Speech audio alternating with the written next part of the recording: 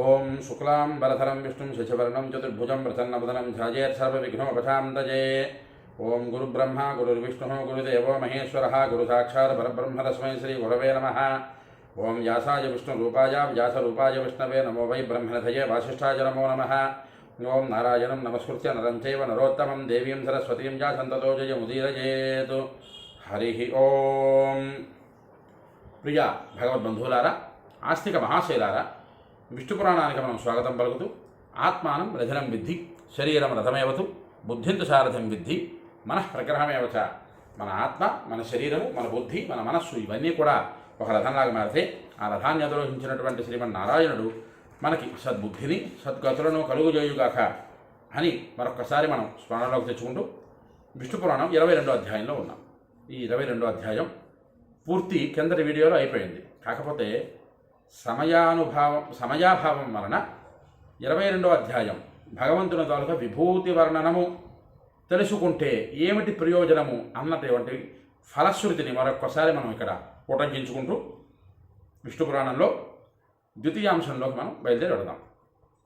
అయితే పరాశరుడు వారు మైత్రేయ మహర్షికి ఉద్దేశించి, ఓ మైత్రేయ, ఇత్యేష తే అంశః ప్రథమః పురాణస్యాస్య వైద్విజ యథావత్ కథితో యస్మిన్ శృతే పాపైః ప్రముచ్యతే. ఓ మైత్రేయ మహర్షి, విష్ణు పురాణంలో ప్రథమాంశమంతా కూడా 1వ అధ్యాయం దగ్గర నుంచి 22వ అధ్యాయం వరకు ఉన్నది ఉన్నట్లుగా చెప్పినటువంటి వారికి కానీ విన్నటువంటి వారికి కానీ ఇవంతా కూడా భగవంతుని తాలూకా కటాక్షంతో సమస్త పాపముల నుండి వాళ్ళు విముక్తులవుతారు అని పరాశరుడు వారు మైత్రేయ మహర్షికి చెబుతున్నారు. ఉన్నది ఉన్నట్లుగా వివరించిన నాకు, విన్న నీకు ఉండేటటువంటి తెలిసి చేసిన తెలియక చేసినటువంటి పాపములు ఏవైతే ఉన్నాయో ఆ పాపములన్నీ కూడా పటాపంచలైపోతాయి సుమా అని చెబుతూ, కార్తిక్యాం పుష్కరస్నానే ద్వాదశాబ్దేన యత్ఫలం తదస్య శృణవనాత్ సర్వం మైత్రేయాప్నోతి మానవః. ఏ మానవుడైతే కార్తీక మాసంలో 12 సంవత్సరాల కాలం పాటు పుష్కర నదీ స్నానం చేస్తే ఎలాంటి ఫలితం వస్తుందో ఈ విష్ణు పురాణంలో ప్రథమాంశము, అందులో ముఖ్యంగా ఉండేటటువంటి పరమాద్భుతమైనటువంటి సన్నివేశాలు, ఘట్టాలు, వీటన్నింటి గురించి ఉన్నది ఉన్నట్లుగా ఎవరైతే తెలుసుకుంటారో వారందరికీ కూడా 12 సంవత్సరాల కాలం పాటు పుష్కర స్నానం చేసినటువంటి ఫలితాల్ని ఇస్తుంది ఈ పురాణము అని చెబుతున్నారు. చెబుతూ మరొక శ్లోకం, దేవర్షి పితృగంధర్వ యక్షాదీనాం సముద్భవం భవంతి శృణవతః పుంసో దేవాద్య వరదామునే.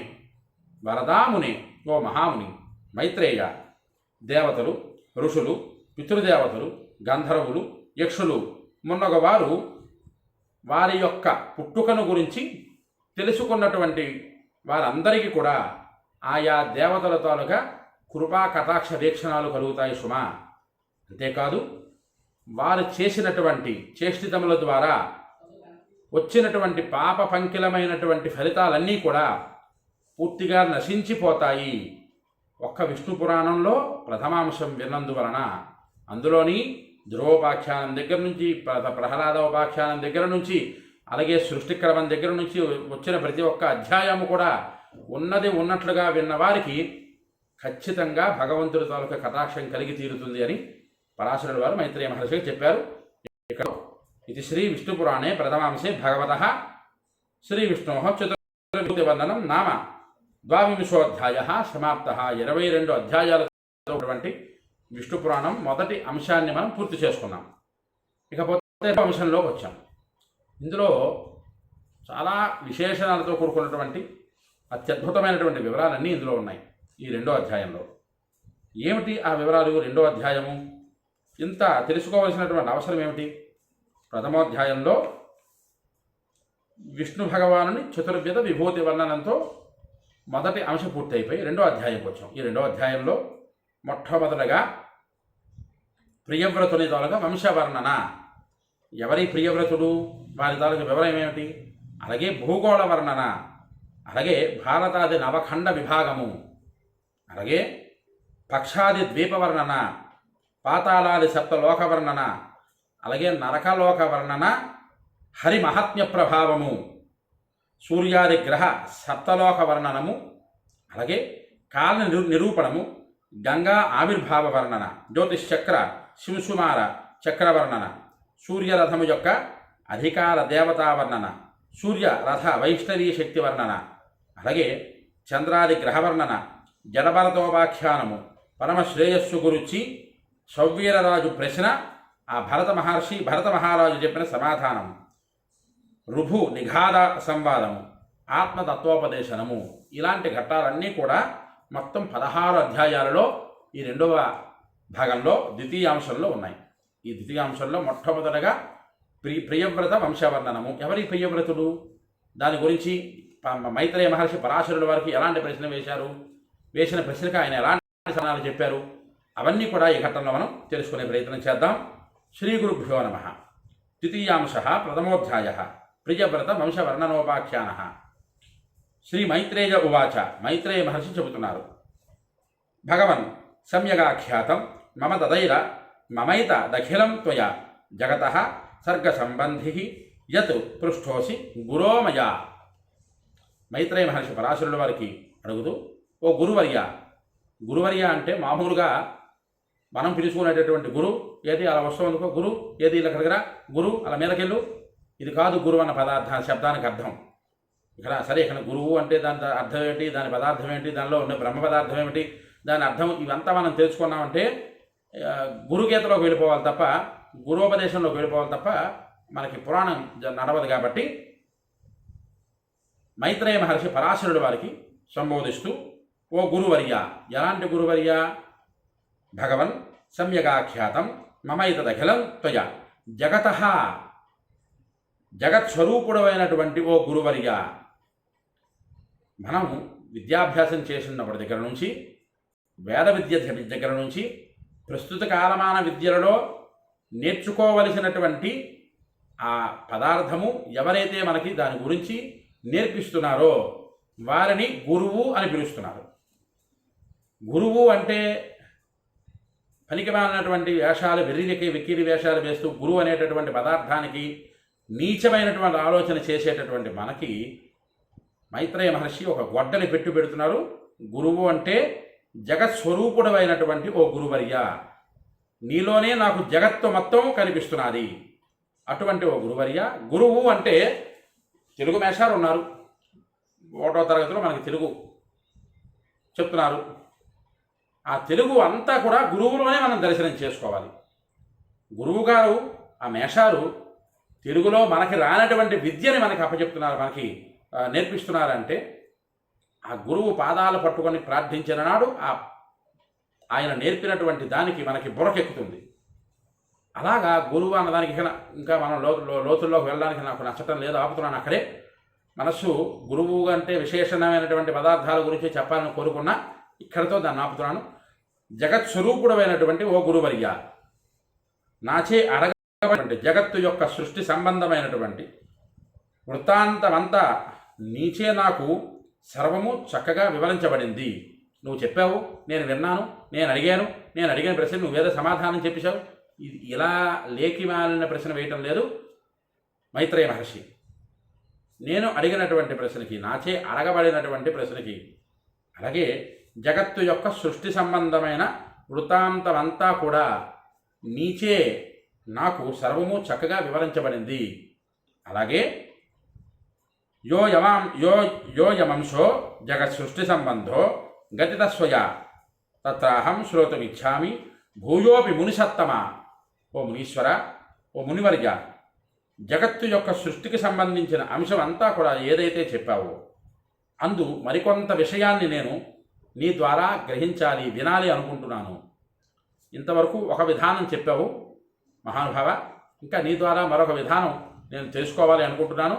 ఏమిటి ఆ విధానం ఏమిటి అని అడుగుతూ అని ప్రియవ్రతోత్తానపాదౌ సుతౌ స్వాయంభువస్య యౌ తయోరుత్తానపాదస్య ధ్రువః పుత్రస్త్వయోదితః.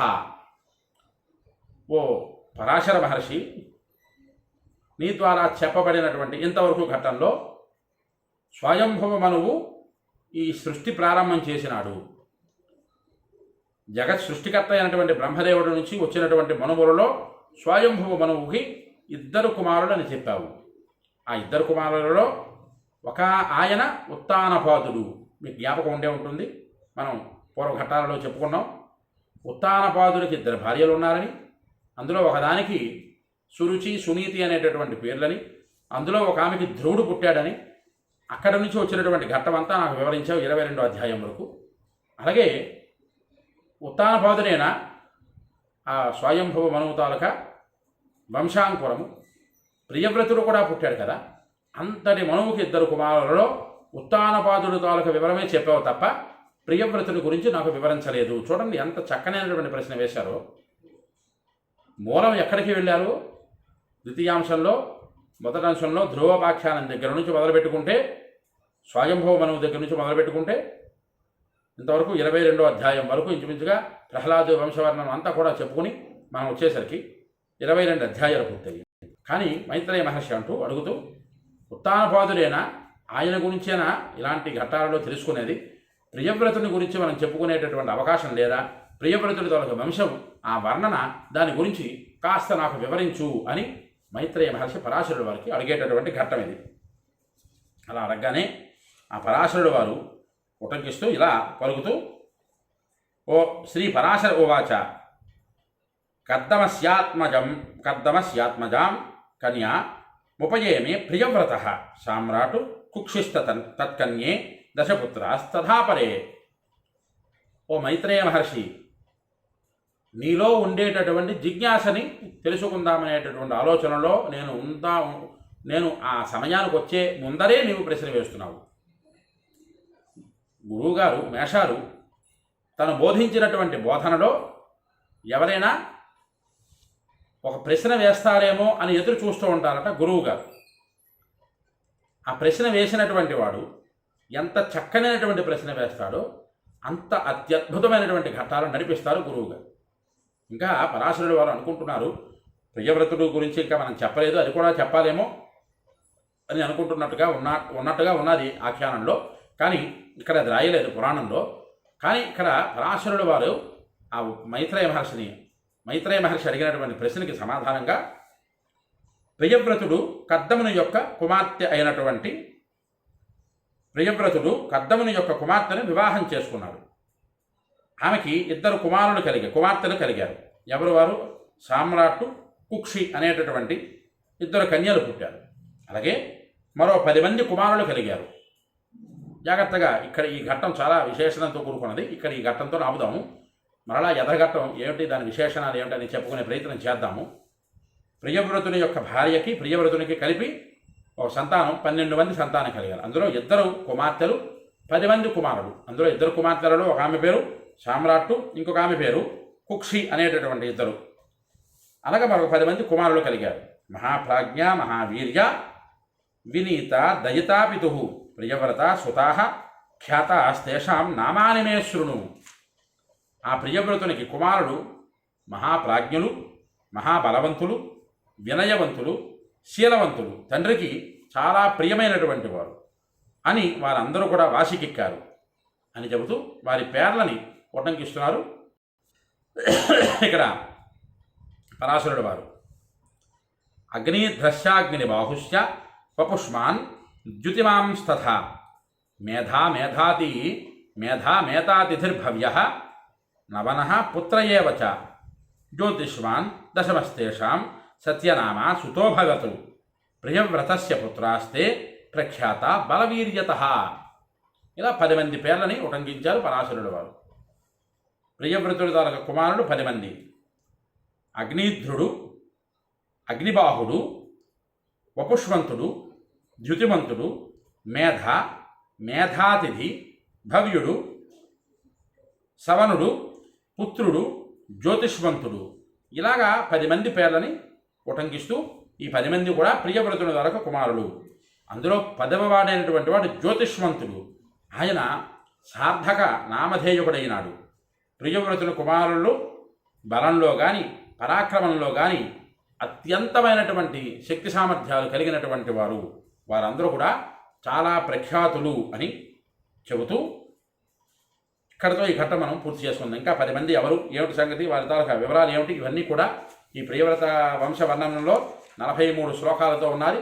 దాని గురించి తెలుసుకునే ప్రయత్నం చేద్దాం. ఎందుకంటే 1కి 10 సార్లు, 10కి 100 సార్లు, 100కి 1000 సార్లు ఎందుకు చెప్తున్నాను? విష్ణు పురాణాన్ని మీరు వినండి, తరించండి, 10 మంది చేత విరింపజేసి తరింపజేయండి. ఒక్క 22వ అధ్యాయంలో ఆఖరి శ్లోకంలో పరాశరుల వారు చెప్పినటువంటిది, సత్కామ్యము మనసులో పెట్టుకొని ఏ మానవుడైతే పురాణాన్ని వింటాడో అట్టి కామ్యము ఖచ్చితంగా ఆ దేవత తీరుస్తుంది, ఇందులో ఎటువంటి సంశయము లేదు అని పరాశరుల వారు చెప్తున్నారు. కాబట్టి అందరూ కూడా ఈ యూట్యూబ్ ఛానల్ని సబ్స్క్రైబ్ చేసుకోండి. ఎవరికైతే ఈ వీడియో నచ్చుతుందో అందరూ లైక్ చేయండి, షేర్ చేయండి, మీ అమూల్యమైన మాటను కామెంట్ రూపంలో పంపించండి. విష్ణు పురాణాన్ని మీరు వినండి, తరించండి, 10 మంది చేత వినింపజేసి తరింపజేయండి. హరి ఓం స్వస్తి.